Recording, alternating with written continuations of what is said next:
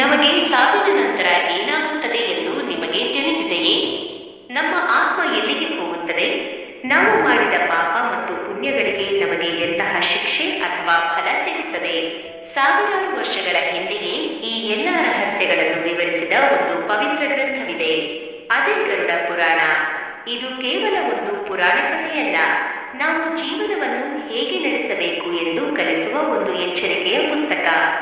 ನಮಸ್ಕಾರ ಸ್ನೇಹಿತರೆ, ಇಂದು ನಾವು ಹಿಂದೂ ಧರ್ಮದ ಅತ್ಯಂತ ರಹಸ್ಯಮಯ ಮತ್ತು ಆಳವಾದ ಗ್ರಂಥಗಳಲ್ಲಿ ಒಂದಾದ ಗರುಡ ಪುರಾಣದ ಬಗ್ಗೆ ತಿಳಿಯೋಣ. ಈ ಗ್ರಂಥವು ಸಾವಿನ ನಂತರ ಆತ್ಮದ ಪ್ರಯಾಣ, ಸ್ವರ್ಗ ಮತ್ತು ನರಕದ ಸತ್ಯ, ಹಾಗೂ ನಾವು ಜೀವನದಲ್ಲಿ ಮಾಡುವ ಒಳ್ಳೆಯ ಮತ್ತು ಕೆಟ್ಟ ಕೆಲಸಗಳ ಫಲಿತಾಂಶದ ಬಗ್ಗೆ ಸ್ಪಷ್ಟವಾಗಿ ವಿವರಿಸುತ್ತದೆ. ಗರುಡ ಪುರಾಣವು ಭಗವಾನ್ ವಿಷ್ಣು ಮತ್ತು ಅವನ ದಿವ್ಯ ವಾಹನವಾದ ಗರುಡನ ನಡುವಿನ ಸಂಭಾಷಣೆಯಾಗಿದೆ. ಒಮ್ಮೆ ಗರುಡನು ಮಹಾವಿಷ್ಣುವನ್ನು ಹೀಗೆ ಕೇಳುತ್ತಾನೆ: ಸ್ವಾಮಿ, ಮನುಷ್ಯ ಸತ್ತ ನಂತರ ಆತ್ಮಕ್ಕೆ ಏನಾಗುತ್ತದೆ? ಅದಕ್ಕೆ ವಿಷ್ಣುವು ಹೀಗೆ ವಿವರಿಸುತ್ತಾನೆ: ಮರಣದ ನಂತರ ಆತ್ಮಕ್ಕೆ ತಕ್ಷಣವೇ ಶಾಂತಿ ಸಿಗುವುದಿಲ್ಲ. ಅದು ತನ್ನ ಪಾಪ ಪುಣ್ಯಗಳ ಫಲವನ್ನು ಅನುಭವಿಸಲು ಸುದೀರ್ಘ ಪ್ರಯಾಣವನ್ನು ಮಾಡಬೇಕಾಗುತ್ತದೆ. ಗರುಡ ಪುರಾಣದ ಪ್ರಕಾರ ಒಬ್ಬ ವ್ಯಕ್ತಿಯು ಮಾಡಿದ ಒಳ್ಳೆಯ ಕಾರ್ಯಗಳು ಆತ್ಮವನ್ನು ಸ್ವರ್ಗದ ಕಡೆಗೆ ಕರೆದೊಯ್ಯುತ್ತವೆ.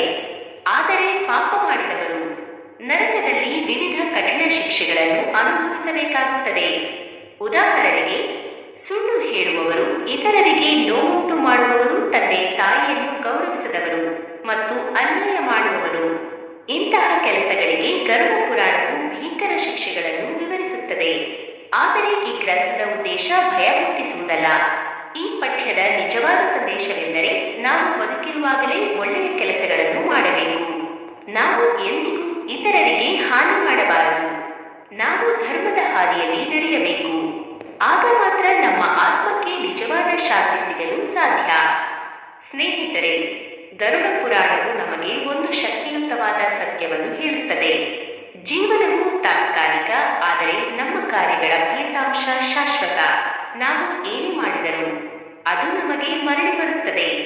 ಆದ್ದರಿಂದ ನಾವು ಬದುಕಿರುವಾಗ ಒಳ್ಳೆಯ ಮಾತುಗಳನ್ನಾಡೋಣ, ಒಳ್ಳೆಯ ಕೆಲಸಗಳನ್ನು ಮಾಡೋಣ ಮತ್ತು ಅರ್ಥಪೂರ್ಣ ಜೀವನವನ್ನು ನಡೆಸೋಣ.